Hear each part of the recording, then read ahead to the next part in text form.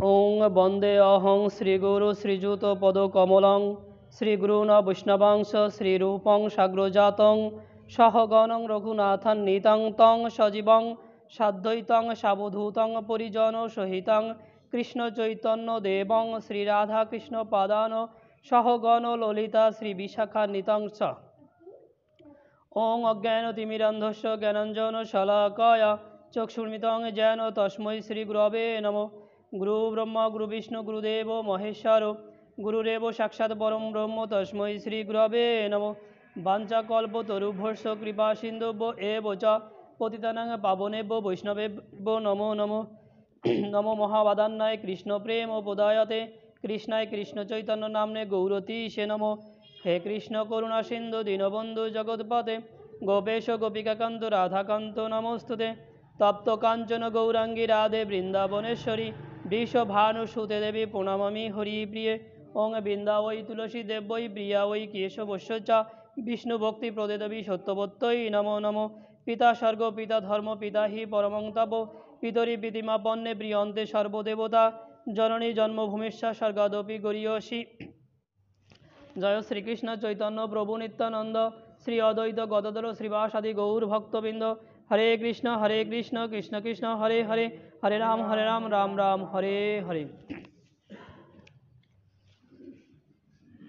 हरे कृष्ण। आज मोक्षदा एकादशी और एकादशी तिथिते कुरुक्षेत्रेर रणांगणे परमेश्वर भगवान श्रीकृष्ण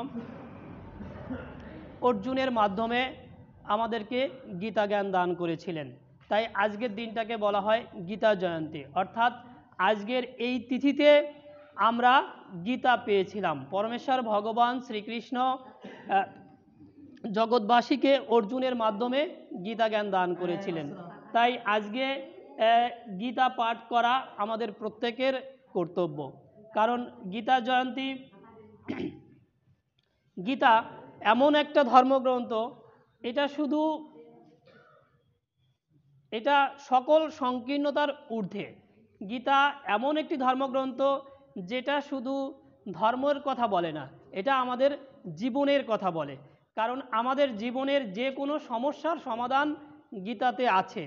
আপনি যে কোনো বিষয়ে আপনার তত্ত্বীয় যে কোনো বিষয় সম্বন্ধে জানার আগ্রহ থাকলে, আপনার প্রশ্ন থাকলে সেই প্রশ্নের উত্তর গীতাতে পাওয়া যায়।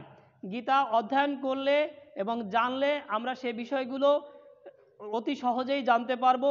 তবে একটা বিষয় যে অতি সহজেই জানতে পারবো কথাটা আসলে ঠিক নয়। কারণ গীতা এমন একটি ধর্মগ্রন্থ, আর কারণ গীতা তো সংস্কৃত ভাষায় এটি পরমেশ্বর ভগবান শ্রীকৃষ্ণ অর্জুনকে বলেছিলেন।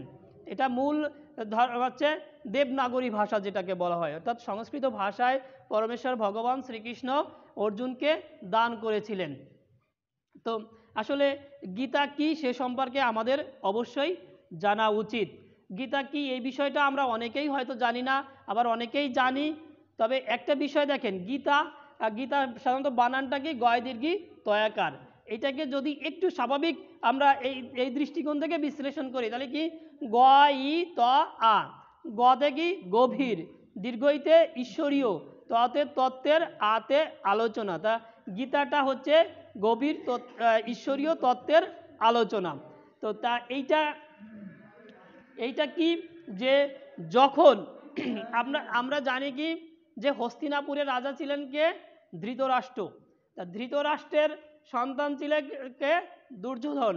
আর পাণ্ডুর পুত্ররা ছিল পঞ্চপাণ্ডব। এখন যখন সেই যে শেষ মুহূর্তে যখন পঞ্চপাণ্ডবরা তাদের অধিকার ফেরত চায়, তখন কি যে দুর্যোধন বলে যে বিনা যুদ্ধে নাহি দিব সুচাগ্র মেদিনী, তাই তো? তা সেই তখনই কিন্তু দেখা যাচ্ছে যে একটা বিষয় এখানে কি তাদের কিন্তু ন্যায়সঙ্গত দাবি ছিল, সেই ন্যায়সঙ্গত দাবি তারা উপেক্ষা করেছিল। তো সেই বিষয়ে তাহলে কি হচ্ছে, সেই ন্যায়সঙ্গত দাবিকে উপেক্ষা করা হয়েছিল বিদায় সেখানে একটা যুদ্ধের প্রয়োজন এসে যায়।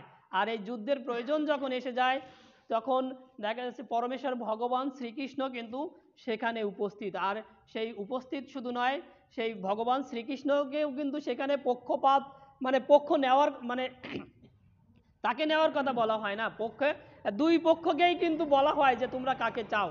তা দেখা যাচ্ছে যে কোনো ভাবে আপনারা এই বিষয়গুলো জানেন, তো তারপরেও আমি একটু আলোচনা করে আসছি, কারণ আজকে যেহেতু গীতা নিয়েই আলোচনা করব সেই জন্যে এই বিষয়গুলো এসে যাচ্ছে। তো দেখা যাচ্ছে যে যখন তার কাছে চাই মানে যে কার পক্ষে নিতে হবে পরমেশ্বর ভগবান শ্রীকৃষ্ণের কাছে জানতে চায়, তখন কিন্তু সেই ঠিক সেই মুহূর্তে সেখানে দুর্যোধনও উপস্থিত ছিল, অর্জুনও উপস্থিত ছিল। তো তখন সেই মুহূর্তে পরমেশ্বর ভগবান শ্রীকৃষ্ণ কিন্তু তাদেরকে সিদ্ধান্ত দেন না, যে বলে ঠিক আছে আগামী করলো সকাল প্রভাতে তোমরা আসো, তাহলে আমি তোমাদেরকে জানাবো যে আমি কার পক্ষ নেব। তো তবে কি এমন একটা বিষয় কি যে বলে যে আমি সকালে উঠে আগে যাকে দেখব আমি তার পক্ষ নিতে চাই।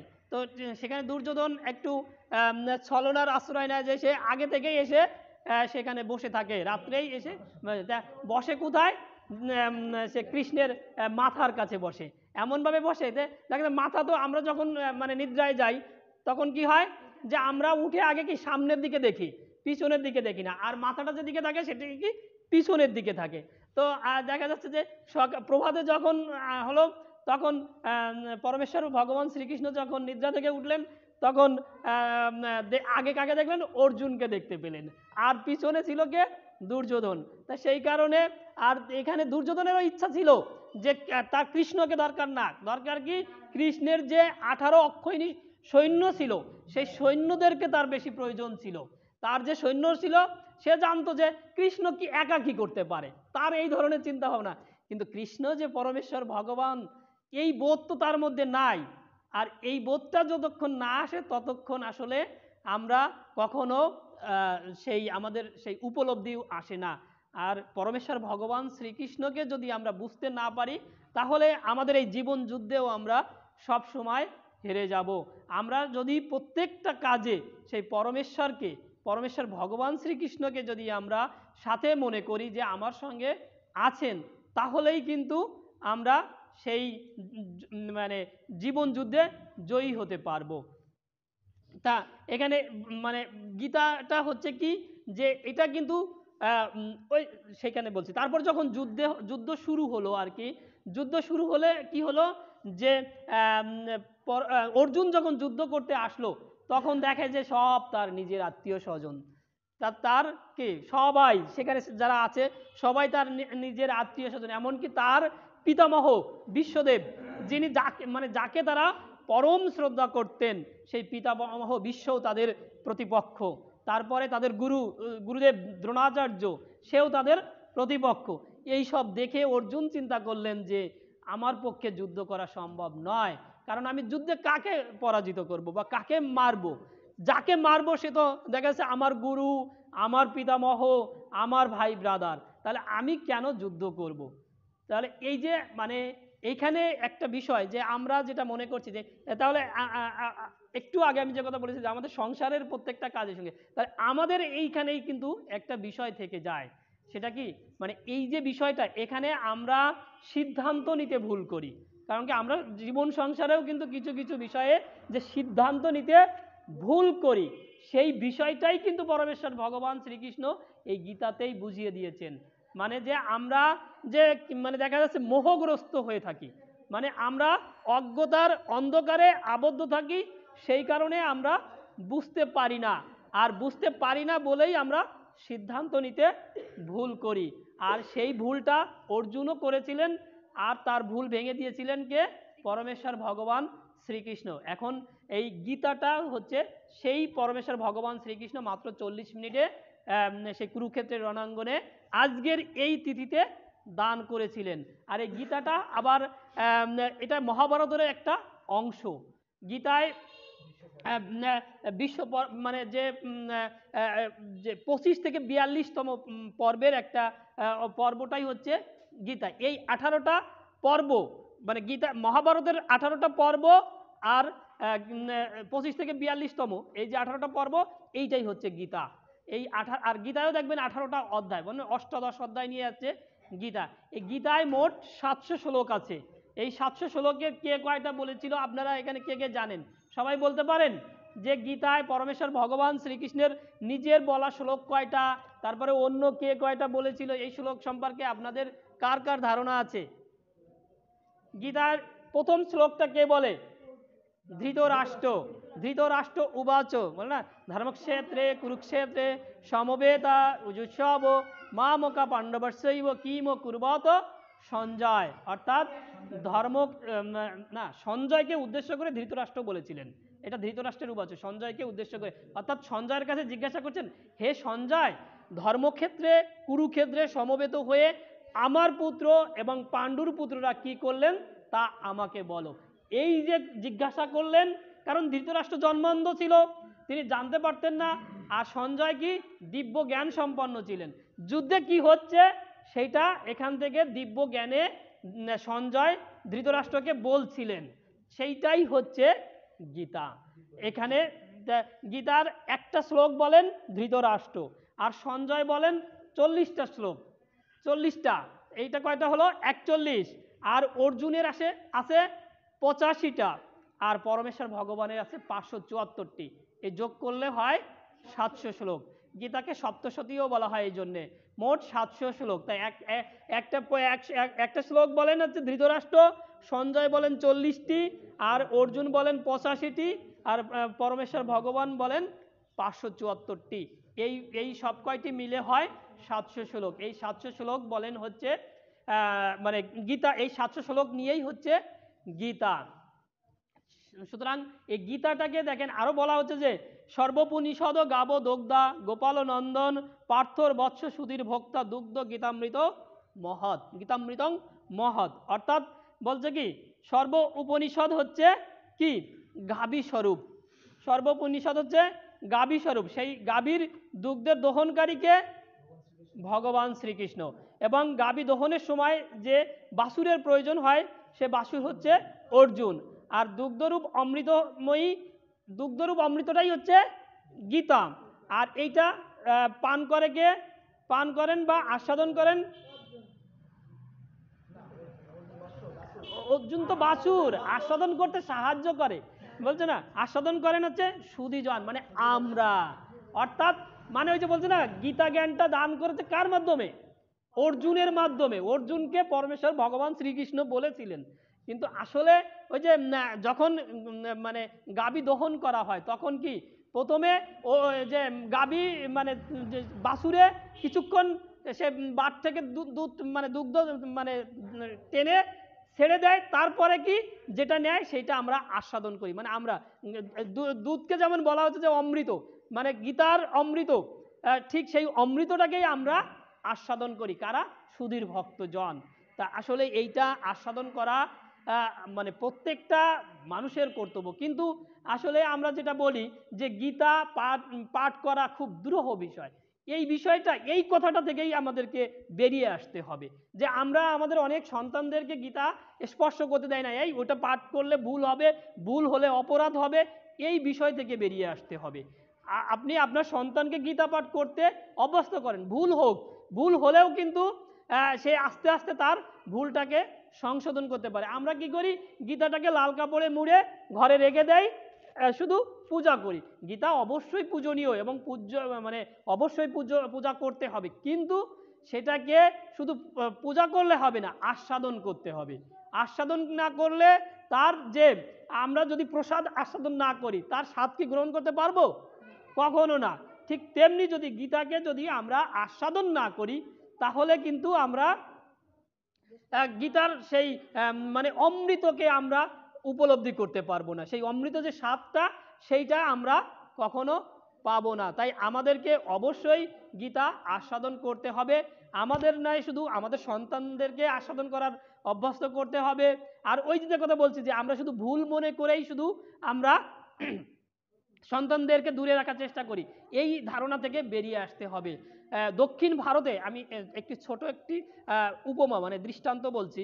দক্ষিণ ভারতে একজন পণ্ডিত, মানে একজন ব্যক্তি যিনি অশিক্ষিত, পড়ালেখা জানতেন না, নিরক্ষর ব্যক্তি, কিন্তু কি করতেন? প্রতিদিন গীতা সামনে নিয়ে পড়ার চেষ্টা করতেন, কিন্তু সে কিছু পড়তে পারেন না। তা কি করতেন?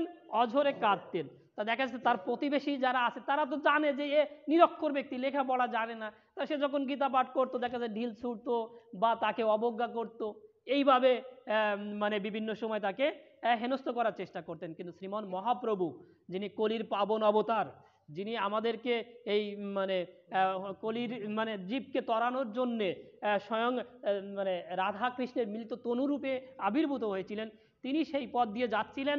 সেখানে যাওয়ার সময় তাকে কয়েকজন লোক মহাপ্রভুকে বলছিলেন, দেখেন ইনি একজন মূর্খ ব্যক্তি, ইনার কি কোনো গীতায় অধিকার আছে?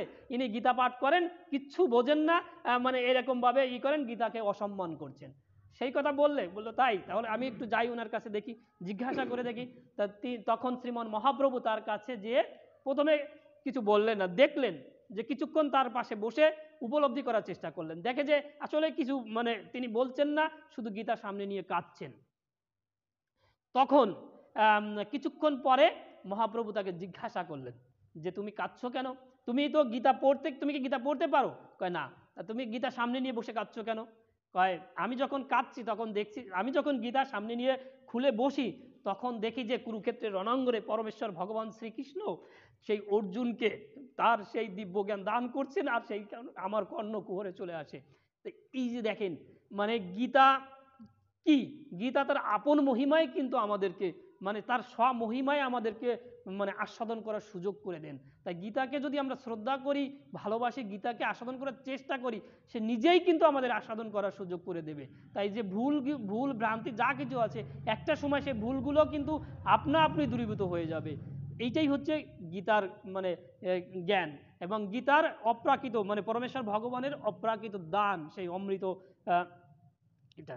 তাই গীতা জ্ঞান দান করা জন্যে পরমেশ্বর ভগবান শ্রীকৃষ্ণ জন্যেই আজকে আমরা সেটা করতে পারছি। কিন্তু আসলে এইটা উপলব্ধি করা অনেক কঠিন ব্যাপারও বলা হচ্ছে। যেমন বলছে মনুষ্যনাং সহস্রেষু কস্মিৎ যতি সিদ্ধয়ে শততমপি সিদ্ধানাং কস্মি মাং ব্যক্তি তত্ত্বত। বলছে হাজার হাজার মানুষের মধ্যে কোনো একজন আমাকে পাবার জন্য যত্ন করেন, এবং সেই যত্নকারীদের মধ্যে হয়তো কোনো একজন আমার শরণাগত হয়ে তত্ত্বত আমাকে জানতে পারেন। তাহলে অর্থাৎ পরমেশ্বর মানে দেখেন কথাটা কত মানে একটা এখানে দেখে মনে হতে পারে অনেক জটিল, যে হাজার হাজার মানুষের মধ্যে কোনো একজন আমাকে পাবার জন্য যত্ন করেন, এবং সেই যত্নকারীদের মধ্যে হয়তো কোনো একজন আমার শরণাগত হয়ে তত্ত্বত আমাকে জানতে পারেন। অর্থাৎ পরমেশ্বর ভগবানের তথ্য জানা অত সহজ বিষয় নয়। তা জানতে গেলে সেই মানে শ্রদ্ধা ভক্তি সহকারে তার শরণাগত হতে হবে, নইলে কিন্তু এইটা আমাদের জানা সহজ নয়। আর তাই এটা জানতে গেলেই আমরা যদি সেই তত্ত্ব উপলব্ধি করতে চাই, তাহলে অবশ্যই তার পিছনে আমাদেরকে সময় দিতে হবে। ওই যে বলছে যে যে মানে গীতা পড়তে পারে না, তাকে কি করতে হবে? তাহলে তার গীতা শুনতে হবে। যে গিয়ে পড়তে পারে তার কাছে যে শুনতে হবে। যে শুনতে পারে না তাকে কি করতে হবে? গীতা স্পর্শ করতে হবে। যে স্পর্শও করতে পারে না তাকে কি করতে হবে? গীতা স্মরণ মানে মনে মনে স্মরণ করতে হবে। একটা বিষয় দেখেন, যে গীতা শব্দটা যদি আমরা বারবার উচ্চারণ করি, যে গীতা গীতা গীতা গীতা গীতা গীতা গীতা গীতা এইভাবে যদি আমরা উচ্চারণ করতে থাকি, একটা সময় সেই গীতা শব্দটা থাকে না, হয় কি? ত্যাগী হয়ে যায়। ত্যাগী অর্থাৎ গীতাকে যদি আমরা আশ্রয় করতে পারি বা গীতাটাকে আমরা স্মরণ মনন চিন্তায় আনতে পারি, তাহলে আমাদের মধ্যে সেই কামনা বা আমাদের বিষয়গুলো বাসনা সব দূরীভূত হয়ে মানে সেইগুলো আমরা ত্যাগ করে আমরা কিন্তু সেই গীতাটাকে আশ্রয় বা স্মরণ করতে পারি, প্রকৃত মানে সেইভাবেই আমরা ওইটাকে স্মরণে আনতে পারি। আর তাই হচ্ছে বিষয়। তাহলে আরেকটা বিষয় আমরা যেটা শুনছিলাম, যে বহুনাং জন্মনামান্তে জ্ঞানবান মাং প্রবদ্ধন্তে বাসুদেব সর্বমিতি স মহাত্মা সুদুর্লভ। অর্থাৎ বহু জন্মের পরে তত্ত্বজ্ঞানী ব্যক্তি আমাকে সর্বকারণের পরম কারণ রূপে জানে, আমার শরণাগত হন, সেই রূপ মহাত্মা অত্যন্ত সুদুর্লভ। দেখেন বলা হচ্ছে যে বহু জন্মের পরে তত্ত্বজ্ঞানী ব্যক্তি আমাকে সর্বকারণের পরম কারণ রূপে জানে। তাহলে বহু জন্মের পরে আমরা জানি, আমাদের সনাতন ধর্মাবলম্বী আমরা জন্মান্তরবাদে বিশ্বাসী, বলি না যে 84 লক্ষ জনি ভেদ করে তারপরে আমরা এই মানে 80 লক্ষ জনি ভেদ করার পরে মনুষ্য জন্ম, আর 4 লক্ষ হচ্ছে এই মনুষ্য জন্ম, মানে 80 লক্ষ হচ্ছে কি বিভিন্ন প্রকার জীব জন্তু কৃমি কীট বা বিভিন্ন প্রকারের মানে সমস্ত প্রকার যত জীব জন্তু আছে সেইটার পরে আছে, তারপরে এসে 4 লক্ষ হচ্ছে এই মনুষ্য জন্ম। তারপরেও এই লক্ষ লক্ষ জন্মের পরে বলছে কি বহু জন্মের পরে তত্ত্বজ্ঞানী বা তত্ত্বজ্ঞানী ব্যক্তি আমাকে সর্বকারণের কারণ রূপে জানে, আর আমার শরণাগত হন, আর সেইরূপ ব্যক্তি অত্যন্ত দুর্লভ। অর্থাৎ দেখেন যে বলছে ঈশ্বর পরম কৃষ্ণ সচ্চিদানন্দ বিগ্রহ অনাদির আদি গোবিন্দ সর্বকারণের কারণম। তাই এই যে বিষয়টা ঈশ্বর পরম কৃষ্ণ সচ্চিদানন্দ বিগ্রহ অনাদির আদি গোবিন্দ সর্বকারণের কারণম, অর্থাৎ ঈশ্বরই যে সব কিছুর কারণ বা সব কিছুর নিয়ন্তা, এই জিনিসটা আমরা যদি উপলব্ধিতে না আনতে পারি তাহলে আমাদের মধ্যে সেই মানে সেই উপলব্ধিতে যদি না আনতে পারি তাহলে আমরা তার চরণে নিজেদেরকে কখনো নিবেদন করতে পারবো না। আর আমরা যে এই যে একাদশী ব্রত করছি বা যে যা কিছু করছি না কেন সব কিছু তখন কিন্তু বৃথা হয়ে যাবে। তাই আমাদের এই বিষয়গুলো জানতে গেলে অবশ্যই তার শরণাগত হতে হবে, আর শরণাগত হতে গেলেই এই আমাদের একবারে তো সম্ভব নয়, স্টেপ বাই স্টেপ এগোতেই হবে, কারণ বহু বহু জন্মের পরে সেই সেই পর্যায়ে আসা সম্ভব। তাহলে আমরা যদি সেই পর্যায়ে আসতে চাই তাহলে অবশ্যই আমরা যে আজকে থেকে এই যেটা করছি এইটা আমাদেরকে নিঃসন্দেহে মানে সেই সঠিক নিয়মে করার চেষ্টা করতে হবে, নইলে অবশ্যই আমরা সেই জায়গায় পৌঁছাতে পারবো না।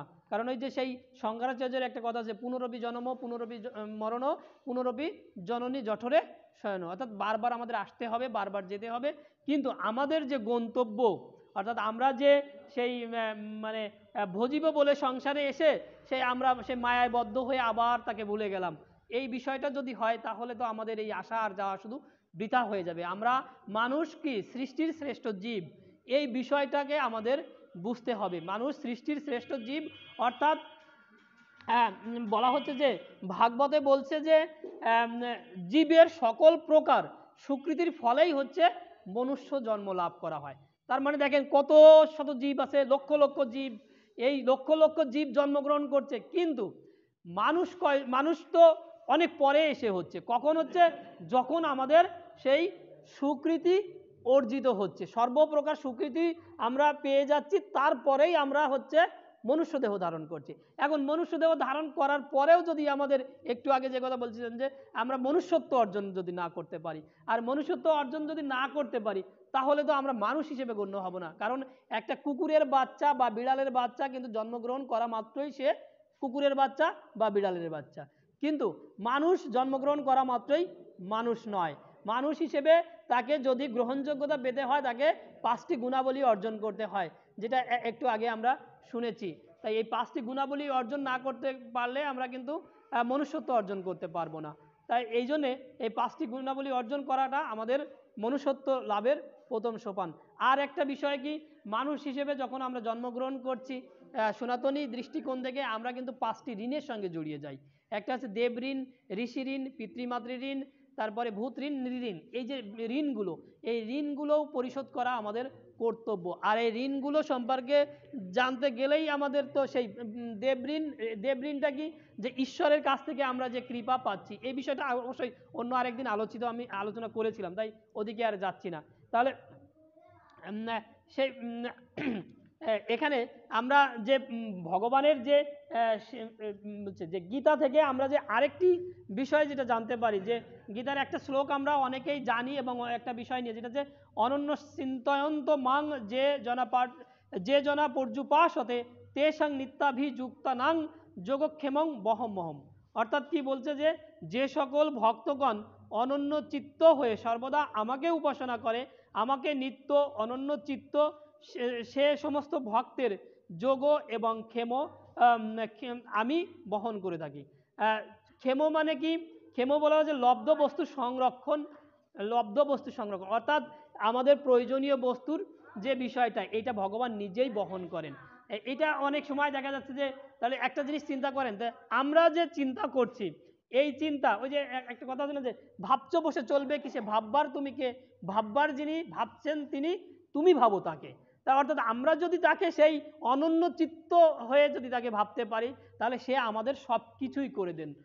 এই শ্লোকটা কিন্তু তার একটা জ্বলন্ত উদাহরণ। কারণ এই শ্লোক নিয়ে একটা মানে উপমা বা দৃষ্টান্ত আছে, আপনারা অনেকে হয়তো জানেন। তা আমি একটু বলি যে অর্জুন মিশ্রের একটা কথা আপনারা মনে হয় বিভিন্ন সময় দেখা যাচ্ছে কীর্তনে বা বিভিন্ন সময় শুনে থাকবেন গল্পটা, যে অর্জুন মিশ্র তিনি কি করতেন, যে একজন ভগবানের মানে একজন খুব কাছের ভক্ত। তা সে কি করত, সে যে নিত্য গীতা পাঠ করতেন, আর ওই বিভিন্ন যজমানি করতেন, তারপরে ভিক্ষা করে সেইগুলো দিয়ে তার জীবিকা নির্বাহ করতেন। কিন্তু একদিন এই যে বিষয় যোগ ক্ষেমম বহম্মহম, এই কথাটা তিনি, এই যে বহম্মহম মানে যোগ এবং ক্ষেম, ভগবান যে বহন করেন, এই কথাটা তার কাছে কেমন মনে হলো, যে ভগবান কেন আমাদের বোঝা বহন করবে, এই কথাটা তার কাছে খুব মানে লাগলো। তাই তিনি কি করলেন, তাহলে যে আসলে এটা মনে হয় বহম্মহম হবে না, ভগবান তো আমাদেরকে দিয়ে থাকে, তিনি তো আমাদের বহন করবেন কেন, এই কথা ওই বহম্মহম কেটে দিয়ে দাদা মহম দিলেন, মানে দিয়ে থাকে, এই কথাটা লিখলেন।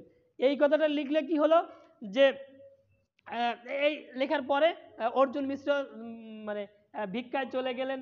তো চলে গেলে কি দেখা গেল যে কিছুক্ষণ পরে দুটো মানে বালক সেখানে অনেক মানে দ্রব্য নিয়ে তার বাড়িতে এসে হাজির হলেন, এবং অর্জুন মিশ্রের স্ত্রী উনি বাসায় মানে বাড়িতে ছিলেন, তার কাছে এসে বলছেন যে এইগুলো আমাদেরকে প্রভু পাঠিয়েছেন, মানে এই ওই আপনি এগুলো দ্রুত নেন, আমি এরা বহন করতে পারছি না, অনেক ওজন, এর মধ্যে অনেক কিছু আছে আপনাদের নিত্য প্রয়োজনীয় জিনিস। এই কথা বললে ও নিতে গেছে, দেখে যে ভগবানের পিঠে মানে কাটা দাগ, তখন রক্ত পড়ছে। তখন বলছে কি কি হলো তোমাদের পিঠে দাগ কেন, মানে রক্ত কেন? তখন বললেন যে প্রভু আমাদেরকে প্রহার করেছেন, তাই সেখান থেকে রক্ত ঝরছে। সেই কথা বললে মানে ওনার যে স্ত্রী, উনিও একজন মানে একজন খুব ধর্মপরায়ণা, ওনারও খুব কষ্ট লাগলো যে তাই তো, উনি তো এইরকম কাজ করেন না, উনি এরকম কাজ করলেন কেন? তারপরেও উনি মানে সেটা মানে যেহেতু তারা দিয়ে নিয়ে আসছে আর এসে বলছে, তাদের কথা বিশ্বাস করলেন যে হতেও পারে হয়তো বা, তাই এসে তাদেরকে তখন তার কাছে ওইটা দিলেন, দিলে মানে দিয়ে চলে গেলেন। এবার অর্জুন মিশ্র যখন ফিরে আসলে ওনার স্ত্রী সব বলছেন, সব কিছু বললেন, বললে তখন অর্জুন মিশ্র তখন বুঝতে পারলেন যে আসলে আমি ভুল করেছি, ওই যে আমি বহম মহম কথাটা কেটে দিয়েছি, তাহলে এইটা হচ্ছে আমার মানে অন্যায় হয়েছে। তখন তিনি সেখানে ক্ষমা প্রার্থনা করলেন এবং সেটা কেটে দিলেন। তো এইটাই হচ্ছে বিষয়, যে ভগবান আমাদের বোঝা বহন করতে পারেন। তাই আমাদেরকে সেই ভগবানকেই স্মরণ করতে হবে। ওই যে একটু আগে যেটা বলছিলাম যে ভাবছো বসে চলবে কিসে, ভাববার তুমি কে, ভাববার যিনি ভাবছেন তিনি, তুমি ভাবো তাকে। তা আমাদের সেই পরমেশ্বর ভগবানকেই ভাবতে হবে।